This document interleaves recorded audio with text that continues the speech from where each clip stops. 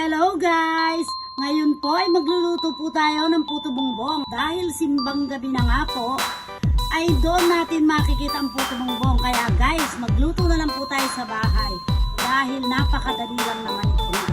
Ayan po ang mga sangkap. Ilagay na po natin ang glutinous rice flour at food color na ube. Lagyan po natin ng tubig at halu-haluin po natin. Dapat parang dough ang texture. Mas maganda po kung halu-haluin ang ating kamay. Pagkatapos po ay iset aside po natin. Ihanda na rin natin ang ating gagamitin na dahon. Tayo po ay maggadgad na. Pagkadarang po ng ating dahon ay lagyan na po natin ng margarine. At simulan na po natin ang pagbabalot ng ating puto bongbong. Lagay na natin sa ating steamer at magpakulo na po tayo ng tubig. At lagyan na po natin ng toppings gaya po ng margarine. Syempre ang nyog di mawawala at keso. Gatas na malapot. At ayan, meron na tayong homemade puto bongbong.